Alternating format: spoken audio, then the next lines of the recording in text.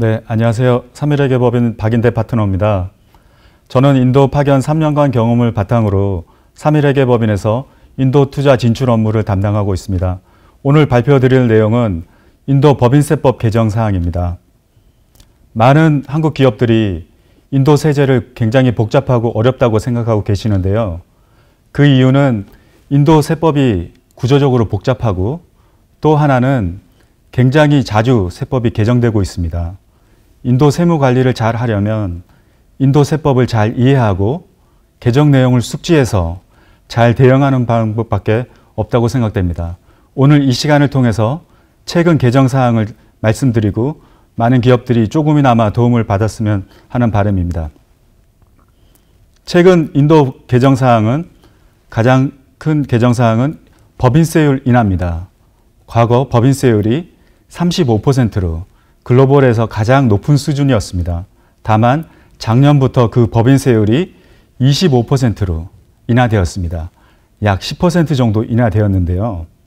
그리고 신규 제조기업의 경우에는 17%로 굉장히 낮아졌습니다. 17% 수준은 싱가포르 법인세율 수준입니다. 인도가 글로벌하게 제조업의 경쟁력을 갖추기 위해서 많은 외국인 투자 유치를 하기 위해서 법인세율을 굉장히 낮췄습니다.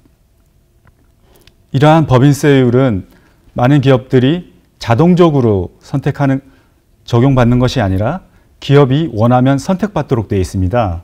그 이유는 슬라이드 우측표에서 보시는 바와 같이 낮은 법인세율을 채택을 하게 되면 기존 감면을 포기해야 됩니다.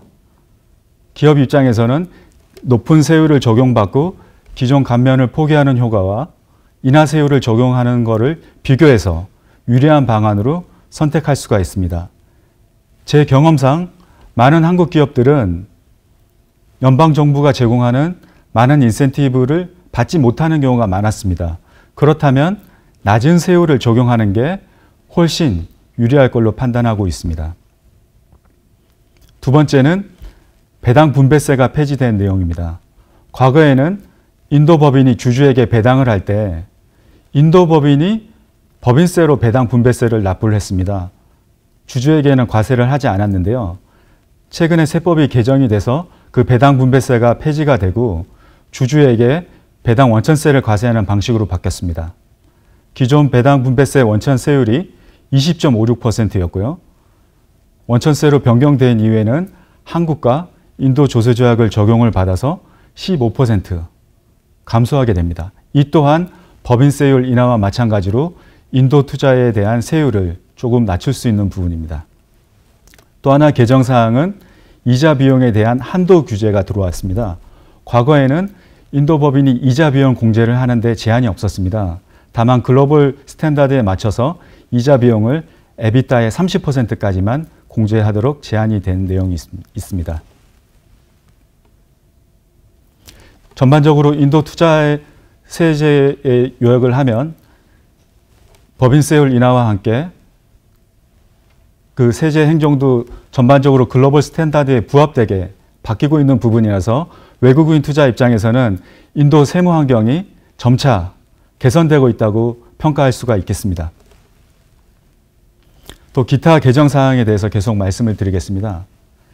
인도 조세 행정이 대체적으로 느리고 복잡하다고 생각이 되는데요.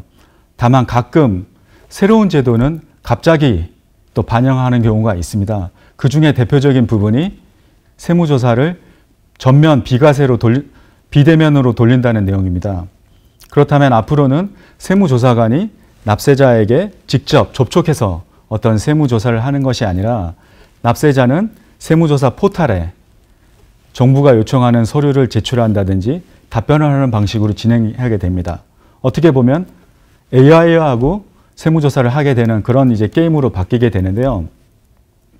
인도 정부 입장에서는 이러한 제도를 도입한 이유가 세무조사의 효율성을 높이고 안정성을 택한다는 면도 있고 또 하나는 납세자 입장에서는 세무조사관과의 불필요한 접촉 또는 부정부패 이런 부분들을 조금 경감시킬 수 있는 굉장히 선진화된 방안이라고 생각합니다. 다만 한 가지 우려스러운 부분은 서면으로 또는 포털로만 자료를 제출하다 보니까 납세자의 주장이나 소명이 제대로 국세조사관들에게 전달될 수 있는지가 굉장히 의문입니다. 그러다 보면 납세조사관 입장에서는 서류만으로 평가했을 때는 제대로 된 소명이 되지 않는다고 판단해서 결론적으로 세무조사 결과가 아주 좋지 않게 나올 가능성이 높습니다. 그렇다면 결국은 세무조사를 통해서 고액의 세액이 추징될 가능성이 있고 결국은 그런 추징이 되면 결론적으로는 조세 불복 절차라는 또 다른 어려운 절차를 취해야 되는 부담이 있게 됩니다. 이렇게 세무조사라든지 아니면 조세 쟁송이 빈번한데 그 부분에 대해서 인도 정부가 올해 말까지 세금을 전액 납부하면 그동안의 책임을 묻지 않겠다는 제도는 열어두고 있습니다. 올해 12월 말까지 쟁점되는 세액을 모두 납부하게 되면 그동안에 쟁점되는 사안을 모두 클리어해 주겠다. 그렇게 되면 납세자에게 기소라든지 벌과금 이런 부분들을 다 해소시켜 주겠다는 내용입니다. 조세 소송이 인도에서는 굉장히 오래 걸립니다. 대형 비용도 만만치 않고요. 그러다 보니까 이 제도를 활용해서 조기에 쟁점되는 사안을 마무리할 수 있는 기회가 열려 있긴 합니다. 다만 이런 쟁점이 혹시나 과세당국의 무리한 과세에 의한 거라면 납세자 입장에서는 쉽게 자진 납부하고 과세를 종결할 수는 없을 겁니다. 그러다 보니까 과연 계속 싸워서 납세자가 승소할 가능성이 있는지 또는 비용이 많이 드는지를 판단해서 이 제도의 활용 여부를 판단하셔야 될 것 같습니다. 추가로 인도에서는 모든 거래에 대해서 세금이 붙는다고 해도 과언이 아닙니다. 이때 세금은 부가세 부분이 아니고요. 용역거래에 대해서 원천세를 떼게 되어 있습니다. 예를 들면 서비스 공급자가 서비스를 공급하고 그 대가를 지급하는 사람이 대가를 지급할 때 소정의 세금을 떼야 됩니다. 대금을 지급하는 사람이 세금을 떼게 하는 제도가 있었는데 이 제도는 법인세 거래징수라는 제도는 재화를 판매하는 판매자가 세금을 걷어야 된다는 얘기거든요. 굉장히 한국적인 사고방식에는 독특한데 일정 규모 이상의 판매자의 경우에는 구매자로부터 법인세 0.1%를 징수해서 법인세로 납부를 해야 된다. 이런 제도가 10월 1일부터 시행하게 됐습니다. 만약에 구매자가 납세 번호를 제출하지 않게 되면 1%까지 그 징수 의무가 높아지게 됩니다. 마지막으로 디지털세 도입입니다. 글로벌하게 디지털세에 대한 많은 논의가 있는데 인도는 전격으로 이 제도를 도입했습니다.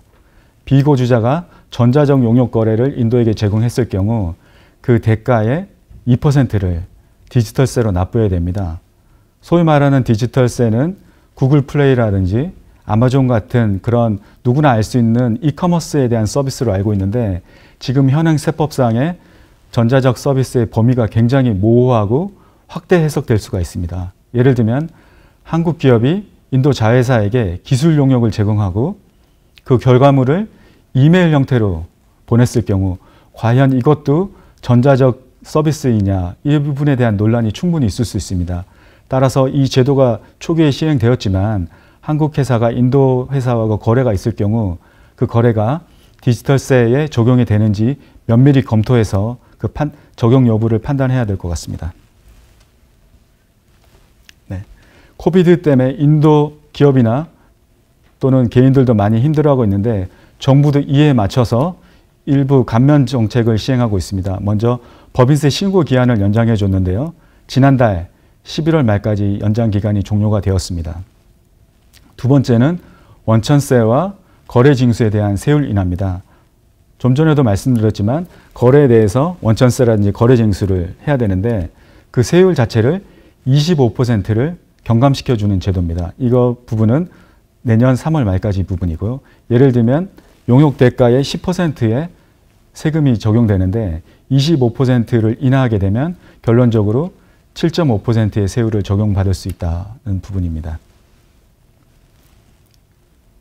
수출대금 정산 부분은 텍스 내용보다는 외국환 거래 규정에 가깝습니다. 인도 외국환 규정이 굉장히 스트릭트하다 보니까 수출대금을 제한된 기간에 회수를 해야 되고 지급할 금액도 일정한 기간에 지급을 해야 됩니다.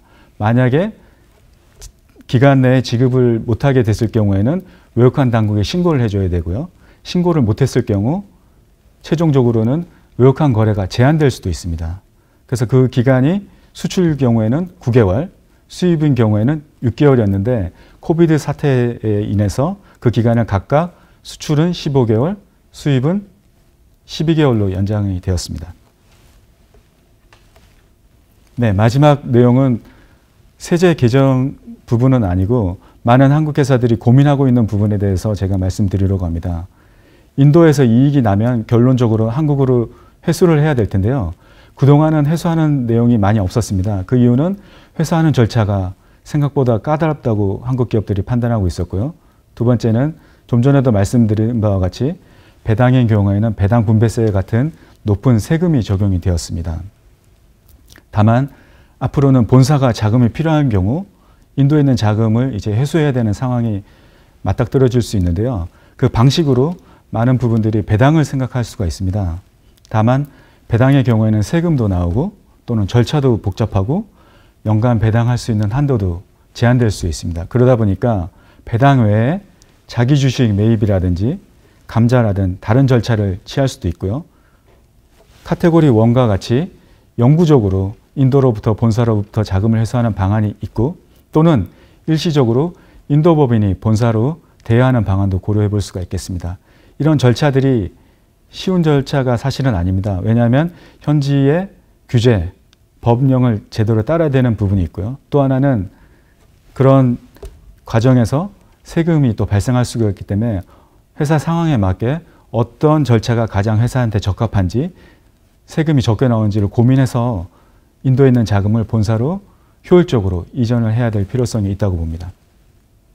반면에 인도 법인이 재투자를 하거나 자금이 부족했을 경우에는 본사가 인도로 자금을 제공을 해줘야 됩니다. 그 제공해 줄 때 기존에는 자본금으로 제공을 해줬지만 자본금 외에 대여금이라든지 또는 혼성 자본 같은 거를 고려해서 글로벌하게 세무적으로 효율적인 방안을 찾아보는 것도 중요하다고 생각됩니다. 그리고 왼쪽 표 그림에서와 같이 여러 자회사가 있었을 경우 일부 자회사는 이익이 발생하고 자금 흐름이 충분한 반면 일부 회사는 손실이 나고 자금이 부족할 경우 굳이 특정 회사에서 본사로 회수를 하고 다시 다른 자회사한테 자금을 얻게 되면 자금이 도는 과정에서 절차가 복잡할 뿐만 아니라 세금 유출이 굉장히 많을 수가 있습니다. 그러다 보니까 현지 법인 간 합병 등을 통해서 굳이 본사가 개입되지 않고도 현지에서 효율적으로 자금 활용을 하고 세 부담을 줄일 수 있는 방안을 충분히 고려해 볼 수가 있겠습니다.